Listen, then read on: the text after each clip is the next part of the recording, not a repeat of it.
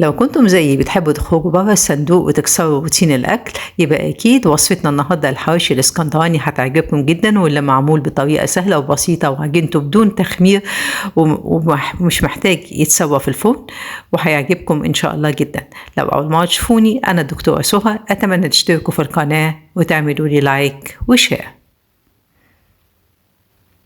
عندنا كيلو من اللحمة المفرومة، هنحط عليها فلفل رومي متقطع مكعبات، ونص كيلو بصل، وهنبشر عليها حتة ليا تقريبا 150 جرام، وهنخلطهم كويس قوي مع بعض، ونحط بهاراتنا ملح وفلفل اسود وحبهان وبابريكا مدخنه، بس انا ما بحبش احط بهارات كتير عشان ما اغيرش طعم اللحمه. هنعجن كويس قوي اللحمه ونغطيها ونحطها في الثلاجه تتشمع.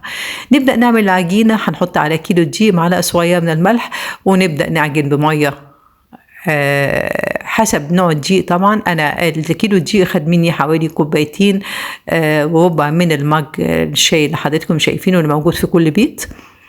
هبدأ اعجن العجينة لمدة 10 دقايق زي ما حضراتكم شايفين. انا عجنتها على ايدي، ما فكرش اعجنها في العجانة علشان اللي ما عندوش عجان، لحد ما اوصل للقوام اللي انتوا شايفينه. هبدأ احط فيها حوالي ربع كوباية من الزيت، وأعيد العجن تاني لمدة 5 دقايق كمان بالشكل اللي حضراتكم شايفينه، لحد ما أوصل لتكون شبكة الجلوتين بالشكل ده. هلم العجينة بتاعتي وابدأ أحطها في البولة وأغطي عليها واسيبها ترتاح حوالي ربع ساعة. احنا مش حاطين فيها خميرة، مش محتاجينها تخمر.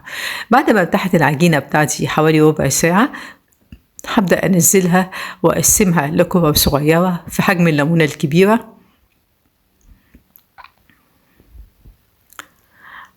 بالشكل ده، وأدهن كل كورة بدهنة خفيفة من الزيت، وأغطي عليها بأكياس بلاستيك، وأسيبها بردك ترتاح لمدة ربع ساعة لتلت ساعة.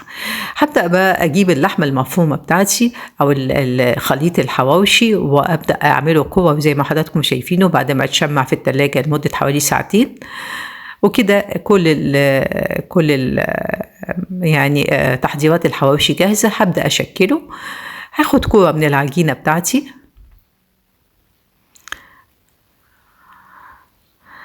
أفردها بين إيديا بالشكل ده، وأحط فيها كورة اللحمة، وأبدأ أغطيها بالعجينة زي ما حضراتكم شايفين في الفيديو، واتاكد ان انا قفلتها كويس قوي علشان اللحمه المفرومه ما تطلعش من العجينه. طبعا اللي انتوا تحطوه على اللحمه المفرومه ده يرجع لكم. اللي عايز يحط قرون فلفل حامي، اللي عايز يزود توابل، بس انا ما بحبش اغير طعم اللحمه، فبحب بس التوابل دي. وبحط عليه حوالي ربع كيلو من الفلفل الرومي على كل كيلو لحمه مفرومه، ونص كيلو من البصل. ما بحبش احط توابل غير اللي انتوا شفتوها في الفيديو، ملح وفلفل اسود وبابريكا مدخنه وحبهان مطحون فقط لا غير، عشان ما اضيعش طعم اللحم. هبدا افردها بالمدانه زي ما حضراتكم شايفين، واتاكد ان اللحمه اتفردت جوه العجين بتاعي كويس قوي، واظبطها كويس جدا زي ما حضراتكم شايفين على شكل دائره بالشكل ده.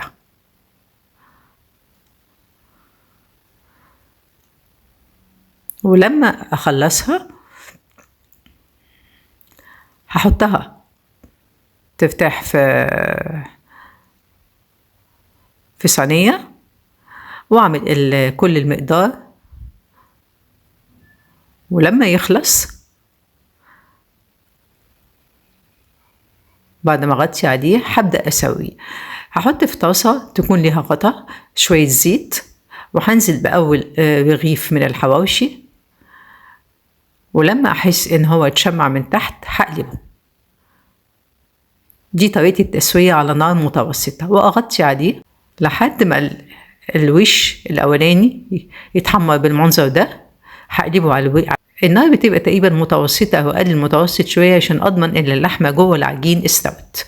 وهبدأ أضغط عليه وأرجع أغطي عليه تاني لحد ما يستوي تماما بالشكل الجميل ده. هخلص كل المقدار بتاعي عشان يطلع لي الحواوشي الاسكندراني بالبساطة والشكل الحلو ده اللي مش قادرة اقول لكم ريحته قد ايه تحفة، قد ايه العجينة طرية وبيشبه كتير قوي كأنها معمولة فطير. اللحمة جوه مستوية ومتحمرة بشكل حلو قوي. الحتة اللي احنا بشرناها مدية طعم حلو قوي. مش قادرة اقول لكم قد ايه طعمه حلو قوي وريحته وشكله. أكلة بسيطة تنفع لللانش بوكس بتاعت الأطفال، وتنفع لغدوة أو عشوة لما الواحد يكون ملوش مزاج يعمل أكل تاني. لو عجبتكم وصفتنا النهاردة أتمنى أن انتوا تنفذوها وتكتبوا لي رأيكم وأسئلتكم في التعليقات لأنها فعلا جميلة. وبالهنا.